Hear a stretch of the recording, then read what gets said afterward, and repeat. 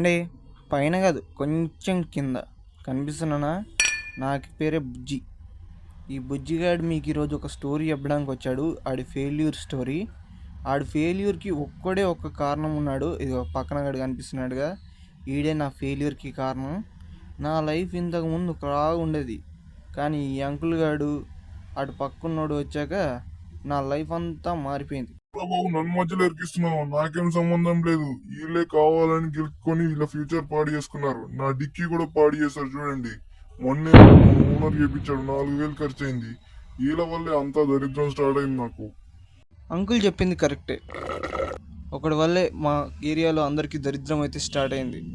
అది ఎవడో కాదు, నేను ఇందాక చెప్పాను కదా, రాము అని. పేరు మాత్రమే నాచురల్, మనిషి కన్నింగ్.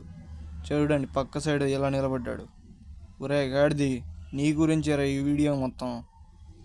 వీడి గురించి మామూలుగా ఒక ముక్కలో చెప్పాలంటే వచ్చి 6 నెలలు అయింది. అప్పటి నుంచి నాకు ఫ్రెండ్స్ దూరం అయిపోయారు, నాతో ఎవరు మాట్లాడట్లేదు.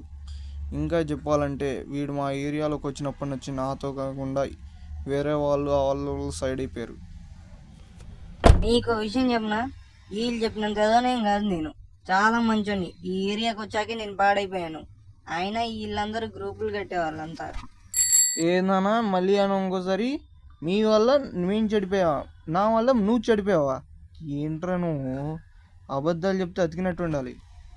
అబ్బా నువ్వు పెద్ద మహాత్ముని. మొన్న ఏమన్నావు చెప్పరా? లలిత ఆంటీ ఎక్కువ పెట్రోల్ తాగేస్తుంది అన్నావు కదా. పక్కనే ఉంది లలిత ఆంటీ, చెప్పమంటావా?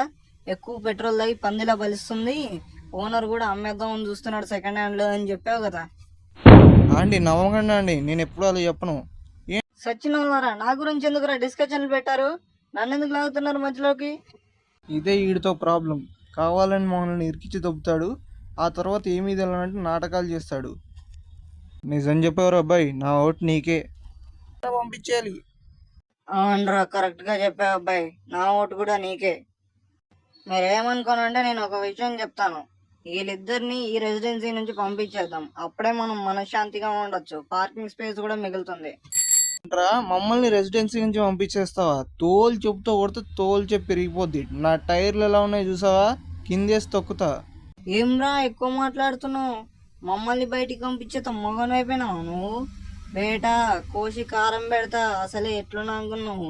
నా టైర్ కిందేసి తొక్కితే మళ్ళీ లేవు భూమిలోకించి.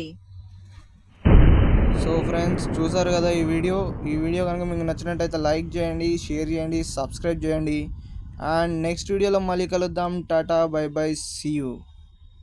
అండ్ అలాగే మర్చిపోకుండా మన ఛానల్ నేమ్ గుర్తుంది కదా, నెక్స్ట్ వీడియో కావాలంటే ఖచ్చితంగా సబ్స్క్రైబ్ చేసుకోండి.